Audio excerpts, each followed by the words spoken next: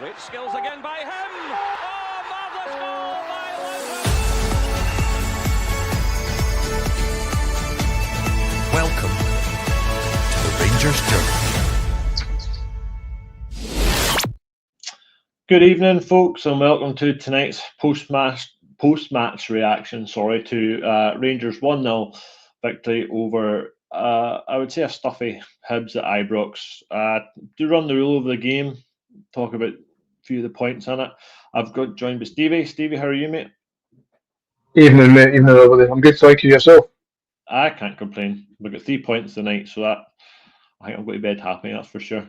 We'll just jump straight into it then. We'll take a look at the starting lineup. I know we covered it the pre-match. I just want to get your thoughts then on the lineup. Obviously, a bit of a difference there. Some big names sort of left out. Anything that jumped out at yourself, or anything that you were sort of worried about going into the game when you seen the lineup? I was a wee bit surprised, like 5 changes for the European game, which we probably needed, but 5 changes is quite a lot. But I was glad to see Aarons getting a start over Tav, because Tav was at fault for the Ferencvaros's second goal. So yeah, good to see the manager basically playing guys on merit. So yeah, that kind of was chuffed. I was a wee bit surprised he was going 3 centre backs. I was kind of hoping that maybe Sterling was going to be defensive mid, but it turned out Sterling just played whatever he wanted to. He was absolutely excellent.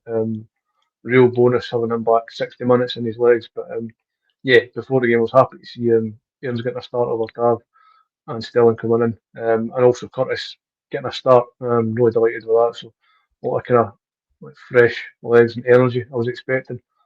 Didn't turn out that way for the first 20, 30 minutes. But I think as the game wore on, everybody kind of grew into it. Moore, he was excellent. Just a lot of kind of positives for me, and you can see it building. That we've spoke before, mate. We've done a members pod last week, and we'll talk about this framework that Raul's putting in place.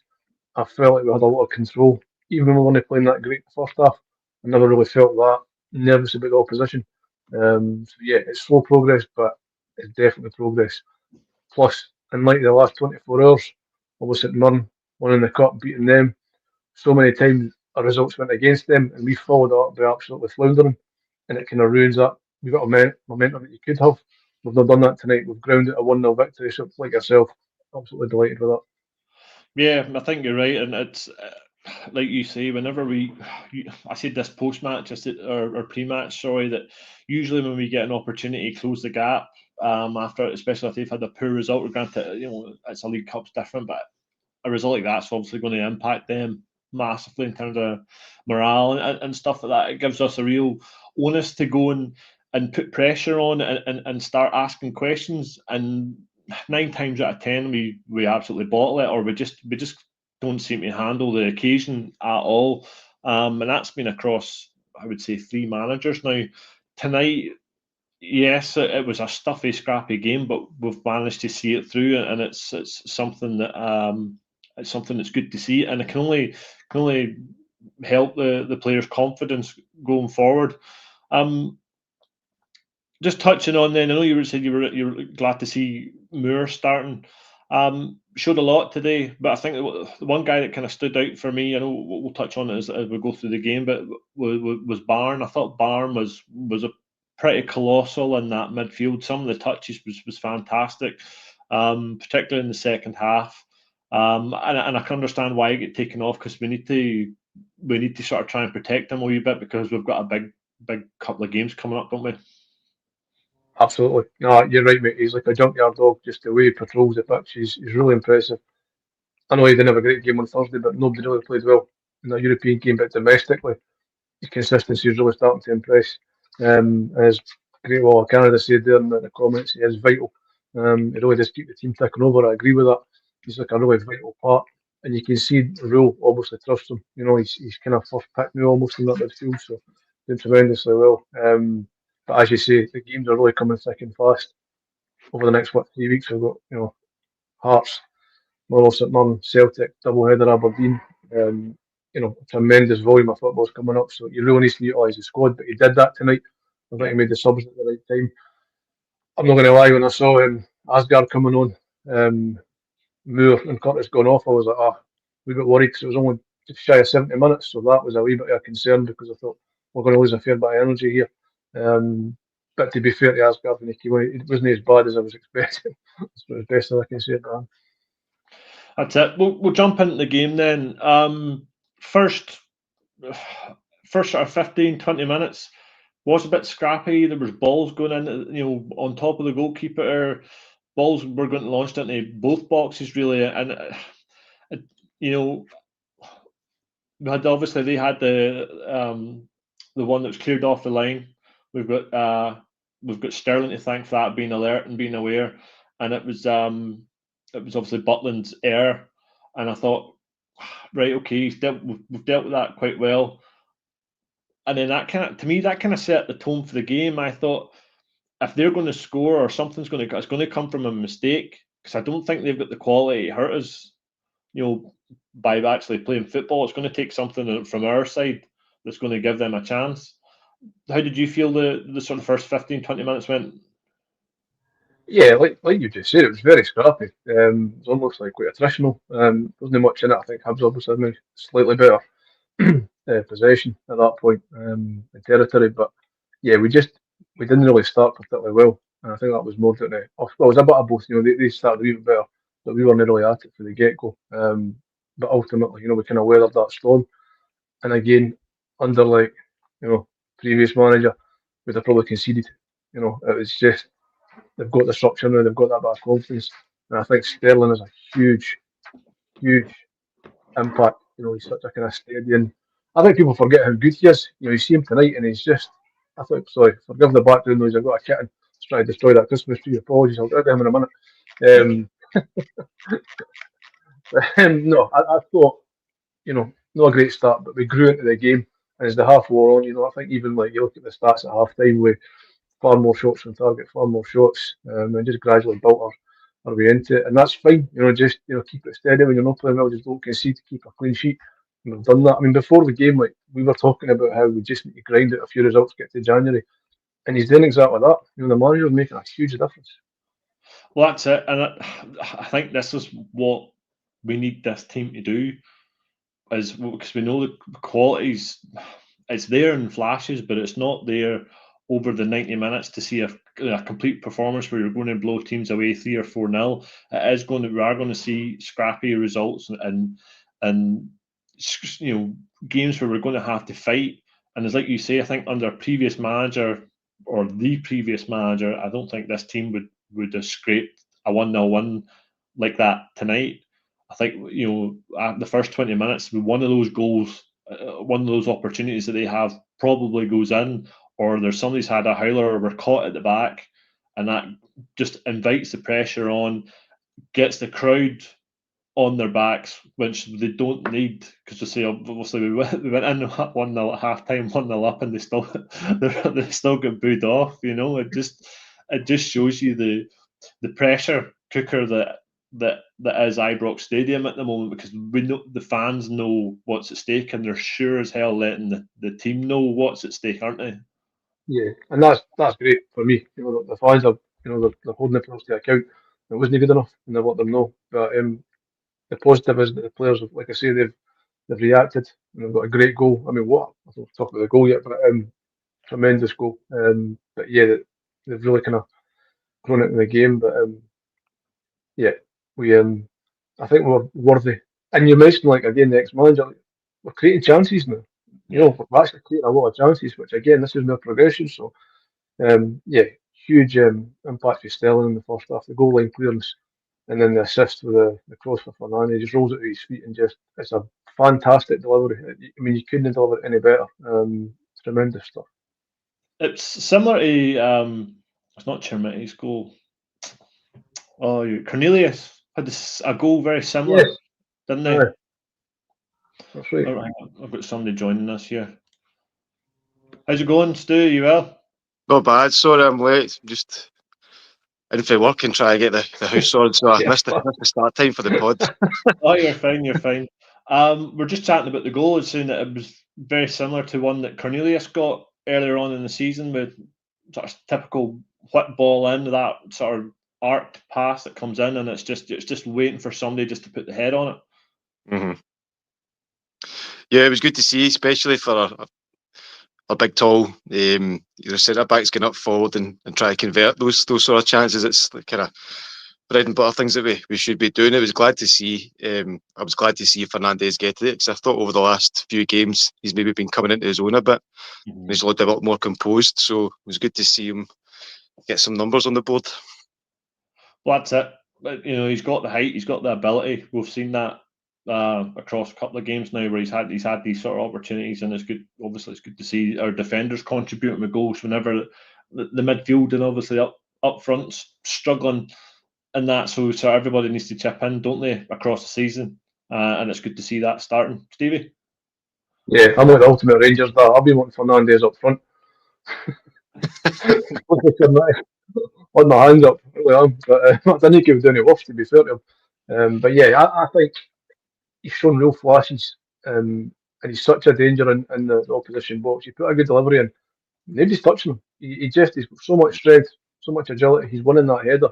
So a few goals he scored now, and I think tonight having Sterling, a proper decent defender beside him, that can only help in the longer term. He's going to have that kind of stability. Fingers crossed Sterling can stay fit. That could be key for us. So yeah, I think all the signings, he's really starting to progress and showing his worth. And he's something that we've missed for a long time, like an actual commanding centre half. So what's this? You're going to get a shirt, Stu? I'll come to you then, Stu. Chermiti, obviously, roller coaster in a Rangers career so far. I actually thought he did all right the first half. He's getting a bit of stick for the second half performance, but I thought he done well, and he was doing defensive things. And there were some nice touches, and you sort of seen what type of player he can be, I guess, in that first sort of 45 minutes.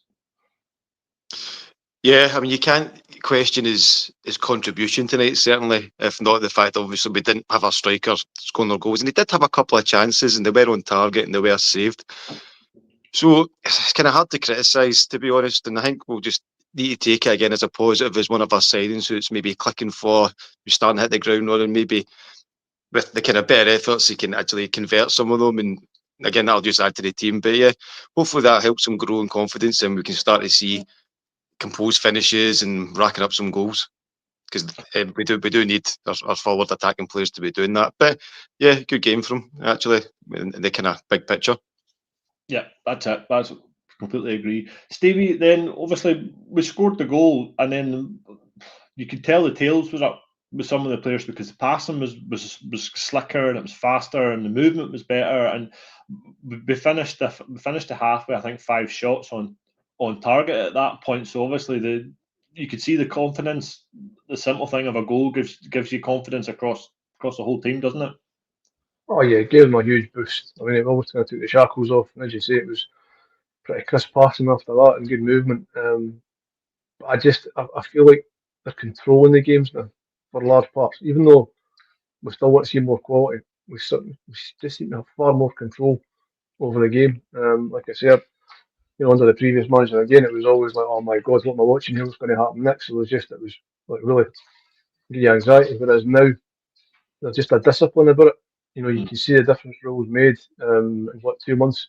He's put that structure, he's put that framework, and our players are getting that consistency. Like Fernandes is coming into a game, barring almost every game domestically. He's really good. Even Aaron's, he looked better. I mean, I don't think any of us would have predicted that a couple of months ago. But yeah, really pleased with the way they kind of reacted, and could have got another goal, to be fair, before half time. But yeah, I thought overall, first half of the first half, no great. Second half of the first half, much improved. Yep, I've seen the comments there. Folk are saying that they weren't booing the players, or booing the referee. That's fair enough, because the referee did have a bit of a stinker.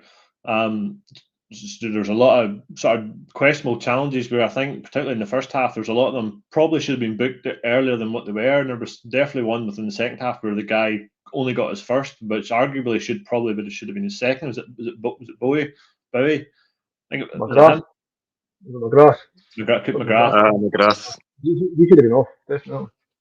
That's it, and it's just boils down to referees not being good enough, doesn't it? Absolutely. I was astounded that Hibs finished the match with 3 yellows and 11 men on the park, because they were like persistently and intently, and maybe that was their game plan, to try and make it difficult for us physically. But wow, man, it was just constant, absolutely like fouling non-stop. And it's a miracle that they finished with 11 players and 3 yellow cards. Yeah, I was quite surprised. And then obviously we'll probably talk about this later on, the Giga penalty claim, where I thought if you know, if it's not a foul, he has to book him for diving. Surely, then I thought that those were the rules. But if there was contact, so why is he not? You know, I mean, if VAR have decided it's not a penalty, surely then you're going back to book him for simulation. But I just, again, baffled. I think I can understand then if that's why the fans were booing and letting their feelings know. I totally support that. Then I totally back that. Yeah, comments are saying the Giga was chipped. I thought there was contact as well. It was maybe just the way he went down wasn't enough for the VAR team. But again, who knows what qualifies as for VAR these days, because there's just different interpretations of the stuff, isn't there? We'll go on to the second half then. Stevie, I don't think there was any changes at half time. I think it was just a case of stick with it and see how we get on. And it, you kind of sort of sat back, and Hibs sort of came back into the game as well. But we did have chances, and I think it was just poor decision making again in the final third, which I think cost us. And that's not just, you know, the start of the first half, but it was the whole way through the game. Even when we made the changes in the second half, I still think there was poor decision making. Just whenever we needed that second goal, or we could have created better chances with what we had. Yeah, no, I tend to agree, but that kind of ties in with the lack of quality at the top of the pitch. If Miovski had been playing the right, I think I could have been 2 or 3-0 quite comfortably. Just having an actual focal point, a guy who can, you know, has got confidence and he can bury chances. Because he doesn't really hesitate, as he's shown the last couple of games. You know, he gets a half a chance and he just buries it. Whereas obviously maybe Curtis had a half chance, Kasama had a half chance, and they almost want to take just too many touches. But you can kind of understand that because they're very young. I don't want to complain, right, because obviously it's been a great result. Clean sheet, 3 points, really cracking result. But one thing that really frustrated me the night is Diamondi. What did Cameron have to do to get a shot? I would have had Diamondi off at half time and put Cameron on.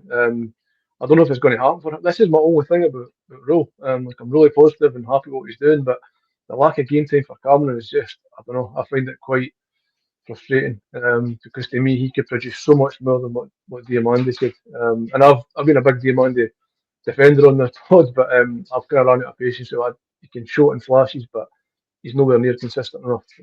I'd like to see him go to the team at the weekend. I don't want to see him starting at Newcastle.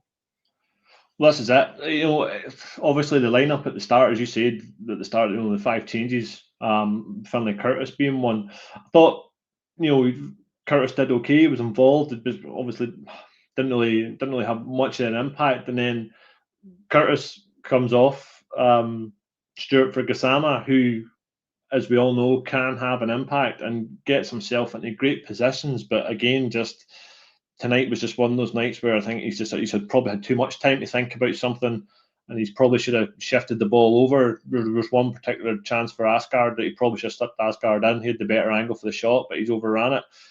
Is he frustrating you as much as he's frustrating me?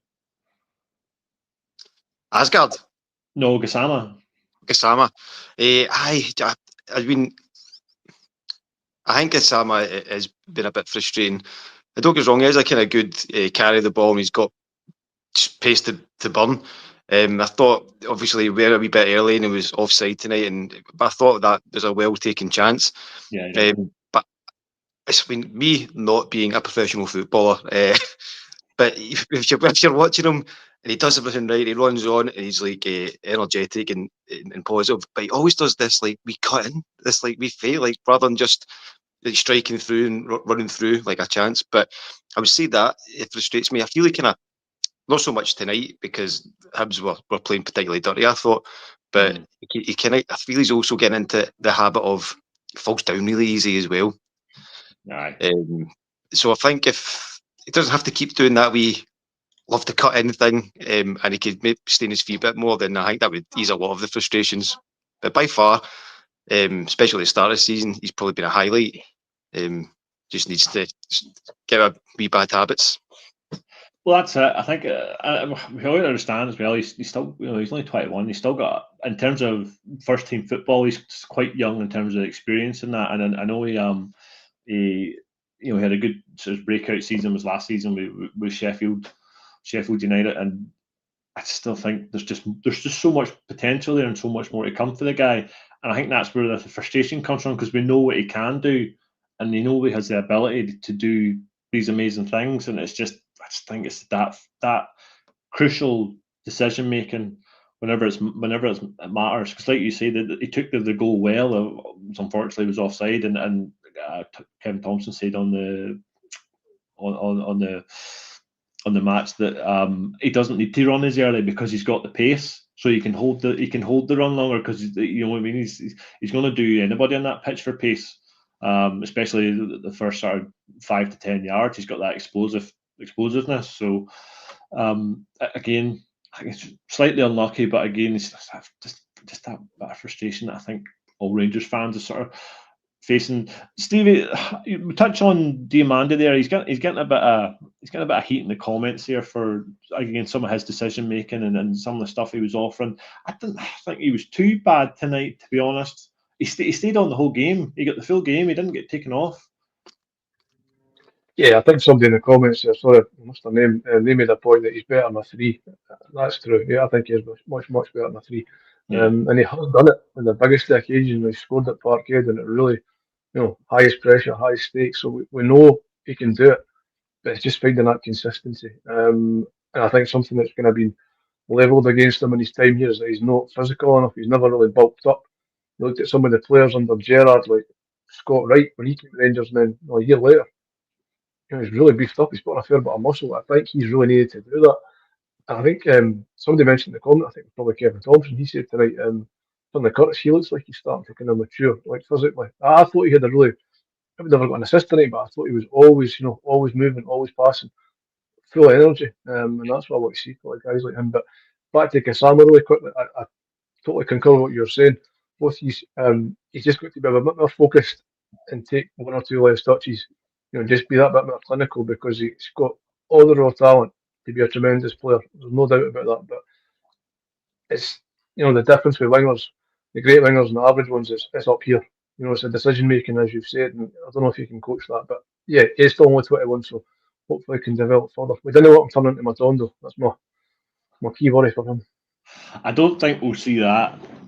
I don't think we'll see that, because he can stay fit for a start. We've seen that. He's already, he's got that in his locker. He's not got these niggly injuries that keep hampering him and setting him back. Touchwood. Speaking of injuries, then, Stuart, it was good to see Sterling get the guts. I think he's got, what is it, seeing here, 69. Another he was on 61 minutes. Come on, so he's got the guts in there. It's good to see, because he was solid. The guy was solid, wasn't he? Yeah, I thought it was a good performance. You probably wouldn't have known he'd been away for was it over 8 months. He was injured. Again, a good hour. Yeah, I get he probably did. He probably would have played the 90, but I guess obviously they want to be careful with him. And he'll be like a new signing as well. And not only a new signing, he's also probably bringing a bit of it. Although he's not overly, well on in years himself, but he's probably one of the more experienced players in the squad. Yeah. More reassured, and he's one of these guys who've also got that kind of physical presence in the park. He can be an enforcer, so it was really it was good to see him get minutes, and hopefully he can kick on from there and be a real asset for us for the rest of the season. Well, that's it. I definitely think he's got a part to play, and like you say, he would be one of the more experienced players in the dressing room now, because he's been here for a few campaigns, and he obviously understands, and he's quite vocal as well. Some of the stuff he's come out in the past on the social, spade's a spade. He'll call it as he sees it, and that's sort of attitude and sort of personality I think we need in the dressing room. I think it's the sort of person that will call somebody out if they're not pulling their weight. He'll soon let you know. Steve, it was good to see Enciala get some minutes as well. He came on and he looked solid as well, looked comfortable with the ball. There was a couple of situations where both him and Fernandez were sort of left with sort of the ball at their feet, and they good sort of heart and mouth turns, but again dealt with it well, and particularly late on, when the balls were flying in, they were putting the body on the line, they were defending for their lives. He did. It was great to see him get I think April was the last time he actually played. So I mean, that's a long time. Same with Sterling, basically. So that's a tremendous amount of time to be at the first team. So yeah, really glad to see him get some minutes, especially after being frozen out again under Terry Vegetable. So yeah, I think we also end of last season as a player there, again very young. But you didn't get to AC Milan when you're a kid without having talent. So yeah, really glad to see him back. I thought he did well when he came on. Tav, not so much. He didn't seem to wake up at all. Unfortunate. But yeah, Insula, really good. And the way the injuries are just now, he might continue to get minutes. Sterling, obviously, he's not quite at 90 minutes yet, so you can build him back up. He's a good option. Yeah, definitely comfortable as well. Definitely good guy to have back. Well, that's it. It's good to be able to rely on somebody who, again, has got that experience, because he got quite a lot of game time last year. And again, as Ibrox says there, he's comfortable in the air and comfortable in the ball. It's what you need. You need that somebody that's going to bring that sort of calmness. And I think, considering the bodies that they were facing in the onslaught, and at one point the goalkeeper was up for a corner late on. In previous teams and previous managers, we've faltered, and you just knew the goal was coming. But this time I thought, no, we're okay here, because we've got plenty of height in the box for a change. Whereas in seasons past, that's where we've been sort of sucker punched in it, as a set pieces. Sure. I did have a thought of that myself, but I'm glad we were obviously able to hold on.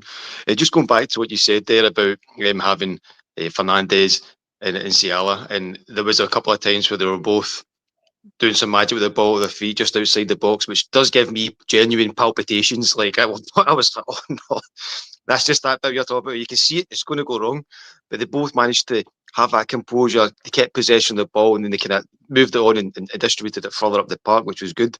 And if you can get those two, they're both really young guys, both a lot of talent. But if you could cement them as like a back pairing, that could be your back line stable for years if they get really a good relationship and comfortable and are playing every week. So there's a kind of real like with that for me anyway. I'd love to see the two of them as our kind of established back two. Obviously, on the kind of journey to getting there, we'll probably one will play, then one will not play alongside a more experienced guy. But we've got the potential for these two young guys to be our defensive back two pairing for a number of years, which I think would be really good. Well, this is it. I mean, this is what we're looking for. We're looking for a partnership and a spine, and we talked about this pre-match about who we keep in terms of the lineup and stuff. Obviously, Fernandes is contracted, but like Giga, I think me and Ross both poo-pooed Giga. Obviously, Chermiti would like to see stay, or not Chermiti, sorry, Cornelius. Would like to see stay, because he's only on loan, but I think there's an option there. He's looks like he could obviously do a job. He's a goal threat as well. But we have that backup. Obviously, if Suter, when he comes back for injury, and then Inciala's sort of been there in the background, and he obviously has been sort of unleashed now. And I think Rowe must obviously realise that he needs to give Inciala some time, because if he's going to have to chop to a back three, he needs somebody that's obviously got minutes under their belt, or is going to come in and gain those minutes and fill that third spot, if they're going to be rotating between a 3 and a 2 and a back 4. So I think it's only going to help us in the long run. It's only going to help the squad as well. Stevie, they went for Barn for man of the match. Do you agree with that? I can't disagree with it, mate, to be honest. I thought if Sterling had been on the full 90 minutes, it might have went to him. But yeah, I tend to agree with Barn. Do you know what? I probably get to Fernandes for that thing that Stu was talking about there, where he done the Cruyff turn and then kind of took it to Hibs. Genuinely, was a moment, oh my God. But do you know what? Again, testament to Danny Rowe. He gave this boy the confidence to actually go out there and do it. You know what I mean? He's believing in himself. He looked very shaky a couple of months ago when he did get minutes. So, again, props to him. It's just, yeah, so much progression, so much improvement, and it's just at the right time. We're coming into, like they say, the business end of the season is May, but December and January are absolutely key. If you want to mount a title challenge, you need to have a great December and a great January. So, yeah, I think we're looking quietly quietly optimistic. That's what I'd describe it. Well, like you say, this is a very sort of fixture congested period, isn't it? And it traditionally usually is, because let's say there's no international breaks now until March, so all the fixtures come thick and fast. Obviously, the AFCON starts shortly, so we're going to lose Giga to it, so that probably explains why NCL's starting to come in and going to get sort of phased into position, minutes, and I'd say I can probably guarantee he'll start against Annan as well at this point. Stuart, then your man of the match. Absolutely, Conor Barron. He was terrific tonight. I missed the first 15 minutes of the game, getting for work, but I thought Barron was everywhere, covered every blade of grass. He absolutely marshalled the midfield, intercepted balls, recovered balls.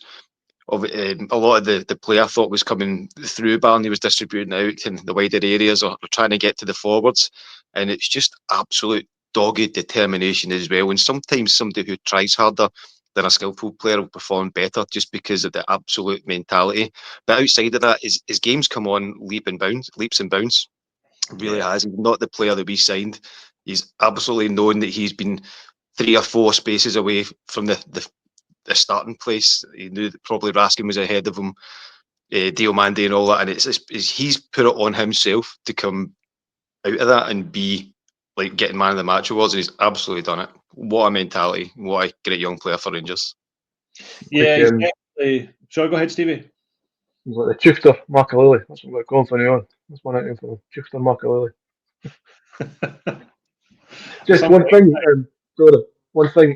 Moore. I thought Moore was really good tonight. Some of his runs, the way he controlled like the boy, any position, he just seemed to make really. He finds these wee pockets of space. Yeah. You see, if we add to the quality up the top of the pitch, I think he could be in for a brilliant second half of the season because he's really gaining confidence. I think some of the kind of confidence he's kind of grown into the season. So yeah, I think Moore deserves a mention as well because he was excellent tonight. Yeah, he's getting. Go ahead, Sorry. Stuart. No, I was just going to see the ball he put in for the Giga one where we didn't get the penalty. See, when he made that pass, just the vision, I was like, that was a Stephen Davis pass there. We've not had that in a long time as well. Yeah. There's a lot of calls in the comments for him to extend his loan by another year. I think that'd be a hard sell because they'll want him to go at a higher level than us or a higher league standard than Scotland, I'd imagine. But certainly he has. You can't deny he's grown into the shirt because he had a tough start, but then I know the whole squad didn't they? But he's certainly one that's sort of he's grown into the expectations of what's required to play, and I think he's starting to thrive in that. And some of the stuff he's saying and post match and pre match pressers and stuff as well. I think he realises he's at a place where the expectation is there, and you have to be there every game. And I think that's something that can only help a kid with the right attitude. But he's got ability in abundance, and I do think he is one that hopefully we get to see even more of because some of the goals he scored already and his ball carrying is tremendous, and his vision for passing as well. He has basically everything you could want from a lone player, and it's one of those ones where you always say don't fall in love with a lone player, but it's kind of hard whenever they're sort of showing everything you want from a Rangers player, aren't they? Stuart, go ahead. No, I was just agreeing. Yeah, that's going to be another case of lone player. Easy for me to say, lone player heartbreak again when he eventually does go back to Tottenham.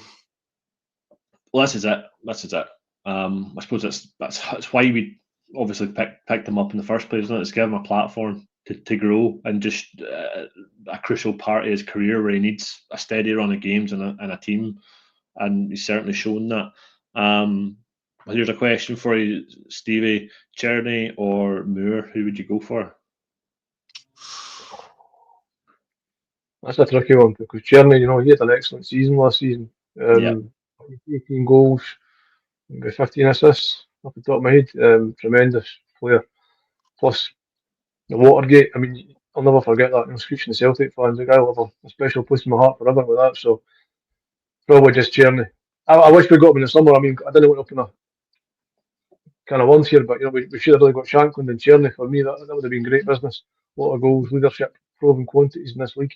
But Moore's doing great. And do you know what? I wouldn't rule out him signing again, another year's loan next season. I think a lot depends on how the second half of the season goes. But if you look in the time that Danny Rose been there, the development of the guy and the progression, he's came on so much because there's a framework and there's a structure that allows talented players to play. So if we have a successful second part of the season, he might push the Spurs that want to stay for another year because it's going really well. That would be my hope. Fingers crossed anyway. Stuart, a question for you here. Do you think we miss physically built players, Ayrton? You see, in the first half we were bullied and out-muscled by Hibs. I think Sterling shows we miss stronger players such as Aribo and Bassey before. I would, just to throw my hat in the ring here, I would say yes, maybe in the middle of the park, but I think we've addressed that at the back. Stuart, your thoughts? Yeah, pretty much agree with your comments there. Jock, we do kind of miss an imposing presence in the midfield, I guess. To an extent, I think we've shown also we can put performances in with players of, like, I don't know, if lesser stature's the right way to describe it. But I think also if they've shown that if you're good enough, then you'll kind of prevail anyway. Certainly, you've seen Raskin absolutely boss games last season. You've seen Connor Barron doing it now, and it doesn't seem that their heights or a kind of big, strong build's a particular limitation. Maybe to the commenter's point, at the start of the game, when everybody's finding the pace, if there is more physically imposing teams, maybe take our midfield a little bit longer to get the pace of the game, maybe work them out. But yeah, I don't think it's majorly detrimental. But I don't know if it's just a Scottish football fan type of thing. You like to see big, strong guys like absolutely controlling a game. Stevie, then 3 points tonight, further up the board, closing the gap. Big game on Sunday. What do you think? There's a big game on Wednesday as well. Celtic brought more points than Dundee United. We can go to Canada, so we can go to Tynecastle and really close that gap again. That would be ideal scenario. But yeah, Tynecastle is going to be a very difficult game. It's going to be rocking. I mean, Tynecastle away is a brilliant away fixture. Their fans are going to be absolutely wild and confident. I think they're going to really fancy it. But that played into their hands. If they come and have a go, it shouldn't get a bit more space for us. I just hope. I don't know the Miovski situation. I don't know if he's going to be fit or not. But that to me is a huge element to it. I was saying earlier to you guys, I think obviously I'd be delighted with a win, but as long as we don't fall further behind Hearts, even a draw, I would take a draw in this fixture. Just keep picking up points, keep in touch, and get to January and February and build that squad a bit, get a few out the door like Rothwell, he'll be away. So yeah, I think a draw will be a decent. So obviously if we can win, that's a statement. But also if we don't lose, we're keeping in touch with the Jambos. So yeah, we'll see how that goes. Just Miovski, he's got to play for me, hopefully. Well, Miovski, I think wasn't. I think they tested him. And I don't think he was 100%. I don't think they wanted to risk it. So they were going to just rest him and keep him safe. But yeah, a draw is not a bad. I don't think a draw is a bad result at Tynecastle at any time you're going to play Hearts, because it is a tough place to go. But our away record this season's actually been all right. Stuart, I think it's going to be a good game, that's for sure, because both teams should be right up for this. It's going to be massive. I think this is probably going to be like the acid test for Danny Rowe's progress so far. Yeah, I think Hearts are obviously going to be determined to maintain the lead that they've got, especially after they beat and put Celtic to the sword in another last fixture with them. I think ordinarily I probably would agree. Not getting beat wouldn't be the worst thing, but we've had too many draws this season. I don't really think we can afford too many. So I think a win's obviously the preferable outcome in it, but I think we need it. I do think we need it. I think the kind of margin for any more draws, and especially for making up ground in Celtic, because they are in an absolute kind of dire place at the moment as well. I do agree. It wouldn't be embarrassing to get a draw with Hearts. The way Hearts have been playing this season and the point we are in terms of trying to recover in form. But think we've had too many draws already to be able to afford another one. But in Aye. principle, I do agree as well. Yeah, No, I I think think you you're need. I think you need to give Hearts a bit more respect. To be honest, you know they've had a tremendous season at the top league for a reason. We've got a brilliant manager, we've got a brilliant captain. So, you know, and we've been pretty poor, like really poor actually, up until Danny Rose came in, and progress has been slow. So we're still not a great Rangers team, and I'm not saying that obviously we should go out and try and win the game, but a draw with still 5 months of football left to play, that's a decent result for me. No, you're spot on. You're spot on, and I agree with Scotty there. If we want to win the league, we need to go there and take the 3 points and at least get that form continuing, the points continuing to build and clawing back, because we need to scrap back as much as we can, because obviously the start to the season we have has hampered us, and those 2 draws as well that we had on the roll has knackered us as well, which again is just part of the frustration, because if those 2 draws are wins, we're more than in it, we're in the mix at that point. But you know, there's always hope. There's plenty of football left to be played, that's for sure. If your auntie had balls, she'd be your uncle, mate. We're still in this. There's 6 months of football left to play, so plenty of points to be dropped for other teams. We just need to keep picking up wins and occasional draw. I'll take that. That's it. Folks, I just want to say, echo Scottish things, please like and subscribe if you haven't already done so. And I'll give a shout out to our pod sponsor, which is the Bluebells Bar in Puerto del Carmen and the glorious Lanzarote. If you happen to be in Lanzarote and you want to find a nice, friendly, warm welcome at the only Rangers bar in Puerto del Carmen, then the Bluebells is a family-friendly pub just for yourself, where they show every Rangers game live, and there is nothing better than sitting overlooking the ocean with a beer or a cocktail or whatever your tipple is, in the sun-kissed balcony. Or if it gets too hot, you can always sit in the shade. So if you're over there, give the Rangers Journal a shout when you're in there. I'll wrap up, folks. It's been a good 3 points tonight. Tough game, always is against Hibs, but I think we showed a bit of character there. So Stevie, Stuart, thanks for joining us, and just remember, every night is Rangers Journal night. Thanks, folks.